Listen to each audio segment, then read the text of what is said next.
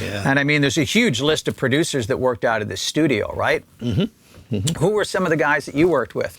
Well, Bruce Fairbairn, obviously. Bob Rock was another one of the big one here. Bob Clearmountain came here. Right. We did a lot of the Brian Adams early records here. Bob Clearmountain, and yeah, it was just nonstop. Like I mean, said. Bob Clearmountain, he had a really incredible ear. I mean, I remember hearing some of the stuff that he did, and I just couldn't believe, the production. What was it like working with Bob? I mean, you must have learned some serious tricks, because he was one of the first, wasn't he?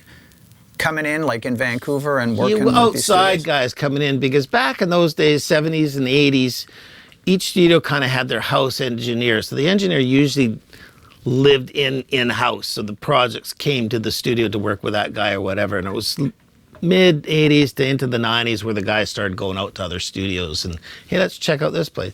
But what Bob did when he got here, such great ears, is he was the first one who got the big loading bay out there. And he was the first one to actually use it for the drums. And we'd set the drums outside of the loading bay and funnel the sound through one of the open doorways so you could control it better. So he was the first one to actually do that. And we all went, what a great idea. So that actually became kind of the sound of Little Mountain and was one of the attractions for bands coming here, because you get this great big loading bay sound, but you can control it, Right. So was that sort of like when bands would come in here, they were like, yeah, we want to use that. We want the loading bay trick. We want to get, that type of really big, drum sound. Because then you didn't have to use reverbs and try and fake it. It was all natural and just had a sound to it. Now, can you spot that sound? Like can you hear it on a recording? Is it that distinct? Like I could hear it on the old records, but probably because I was there, so it does have that distinct thing. But you can